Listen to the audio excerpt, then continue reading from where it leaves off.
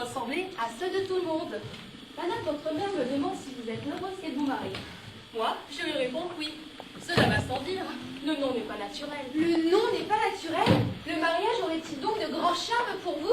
Eh bien, c'est encore oui. Ce n'est pas à vous de juger de mon cœur par le vôtre.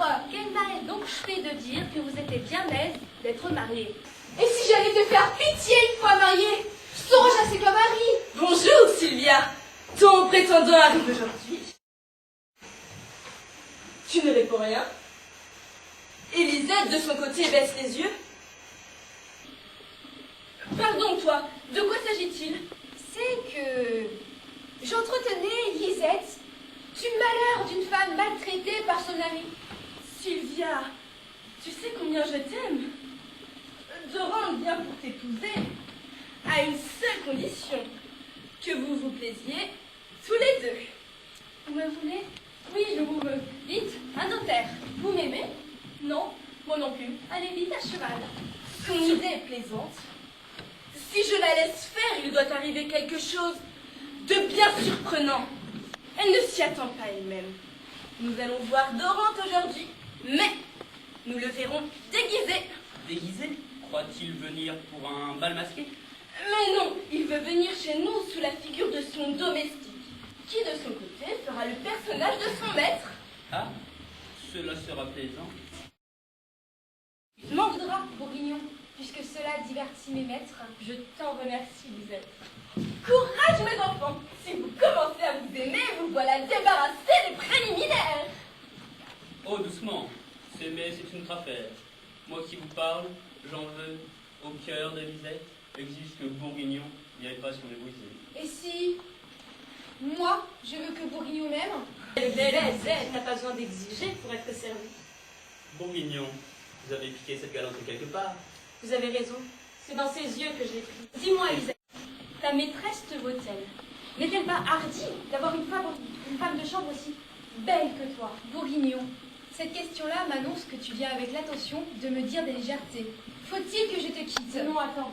Je voulais te parler de quelque chose. C'est pour mon maître. Je voulais te parler de lui aussi. Il faut qu'il ait du mérite, puisque tu le sais. Tu me permettras bien de te remercier de ce que tu me dis là, par exemple. Ne veux-tu bien ne pas prendre garde à la prudence dont j'ai eu de le dire? Adieu, te dis-je. Quand ton maître sera là, je tâcherai de le connaître moi-même en faveur de ma maîtresse. Mais pourquoi ne pas dire ma belle-mère, comme moi? C'est qu'elle ne l'est pas encore, mais je cours l'informer de votre arrivée. Et ma femme aussi, je vous prie. Mais dites-moi une chose. Vous qui êtes si jolie, n'êtes-vous pas sa dame de compagnie? Vous l'avez dit. Je m'en réjouis. Pensez-vous que je plaise ici? Comment me trouvez-vous? Je vous trouve plaisant.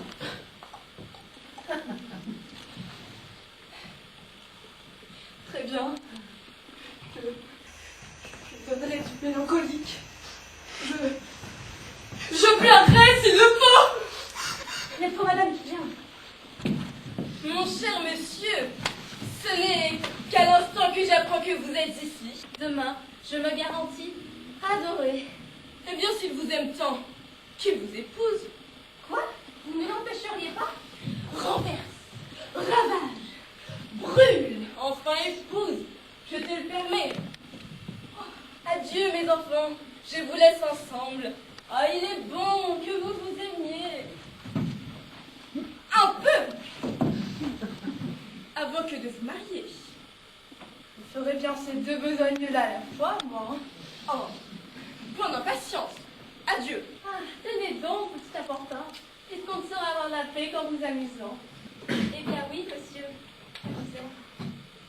Vous m'aimez? Cela est admirable. Allons, arrêtez-vous. Je serais ridicule de vous laisser dans cette posture-là. Dites-lui que vous n'êtes pas dans le goût de l'épouser.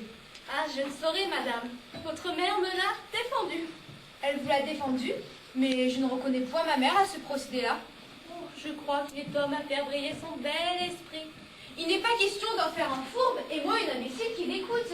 Oh, madame, dès que vous prenez ce ton-là pour le défendre et que cela va jusqu'à vous fâcher, alors je n'ai plus rien à dire.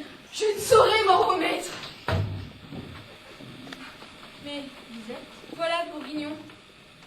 Voilà cet objet en question pour lequel je m'emporte. Mais ce n'est pas sa faute. Il n'y aura pas grande perte. Ni de moi non plus. J'achève ta pensée. Je l'achèverai bien toute seule. Je te le demande à genoux. Ah, nous y voilà. Il ne manquait plus que cette façon-là. Mais Quoi, Lisette?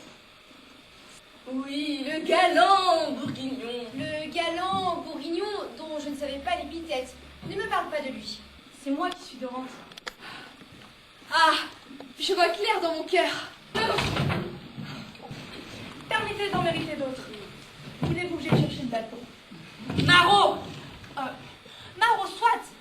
Mais c'est pas contraire à faire fortune. Coquin! Coquin est encore bon. Bourguignon, j'ai 2 mots à te dire.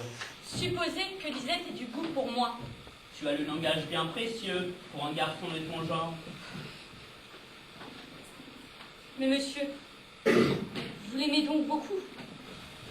Assez pour m'attacher sérieusement à elle.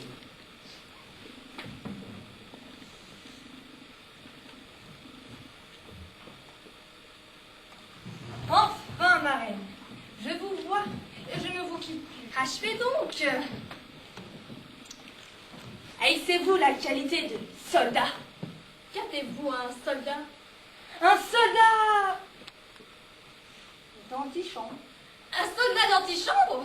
Ce n'est donc point Dorante à qui je parle enfin? C'est lui qui est mon capitaine. Faquin!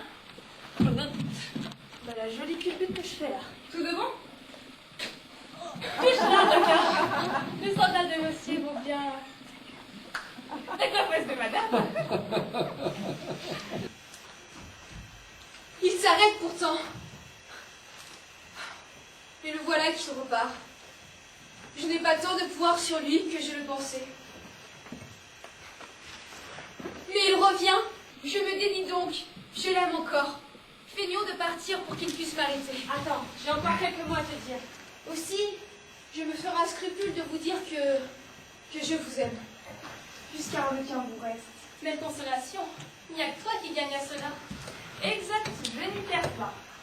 Avant notre connaissance, ta dot valait mieux que toi. Bon, maintenant que tu vaux mieux que ta dot. Bon, allons, saute, marquise.